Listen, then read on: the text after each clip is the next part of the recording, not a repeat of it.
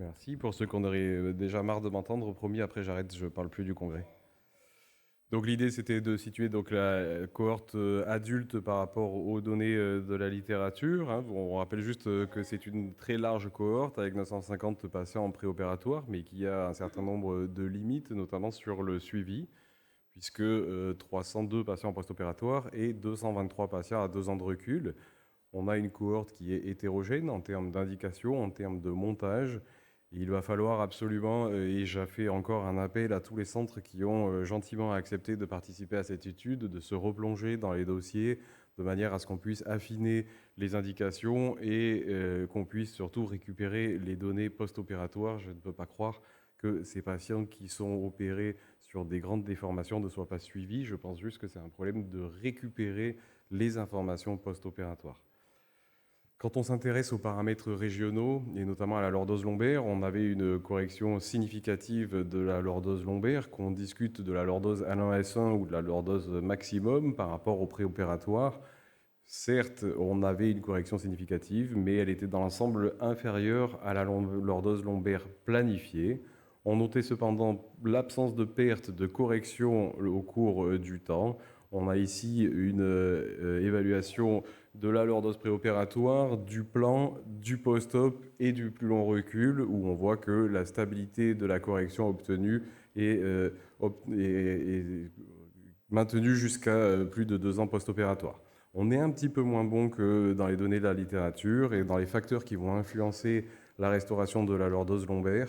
On a des facteurs favorisants comme la réalisation d'une ostéotomie de type ostéotomie transpédiculaire ou supérieure à un grade 3 et des facteurs aggravants et notamment les grandes incidences pelviennes au-delà de 60 degrés sur lesquelles on a plus de difficultés à restaurer une lordose par rapport à celle qui est planifiée en préopératoire.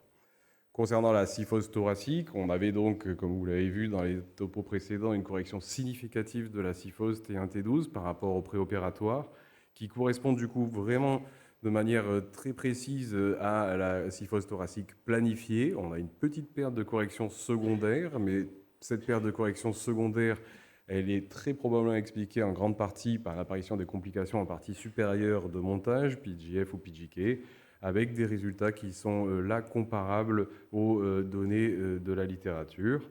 Sur les différents paramètres globaux, on a évalué selon les séries le TPA ou la SVA, avec pour le TPA une correction significative par rapport au préopératoire, qui correspond cependant un peu moins à ce qui avait été planifié et sans toutefois de perte de correction secondaire. Vous avez également la représentation de la SVA en termes de planning préopératoire par rapport au post-opératoire. Et vous voyez qu'il y a également une petite perte de correction secondaire sur la SVA qui est également associée à l'apparition des PGF et PGK en partie proximale de montage.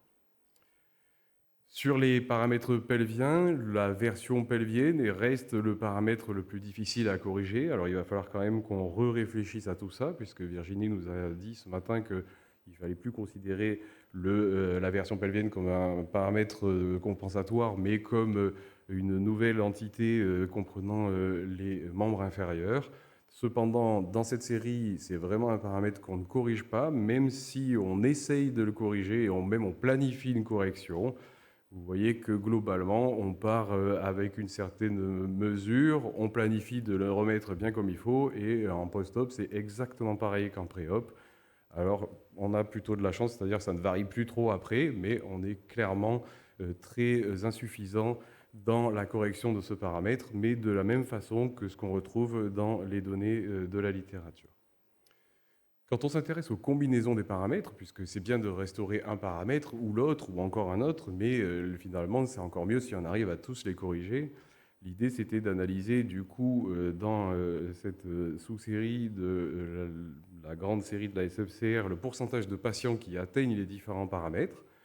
Donc ça, on ne l'a pas étudié de manière spécifique dans la cohorte globale encore pour les raisons que je vous ai dit, c'était la limitation du nombre de données post-opératoires, mais sur 145 patients qui ont une arthrodèse qui va être supérieure à 4 niveaux et qui va ponter de façon systématique le niveau L5-S1, on retrouvait donc du coup ces paramètres qui sont achevés pour les trois, c'est-à-dire kyphose thoracique, lordose lombaire et SVA. Dans 45% des cas, on est meilleur pour la kyphose, comme on l'a vu, on n'est pas trop mauvais pour la lordose et pour la SVA, et on n'est pas terrible pour la version pelvienne.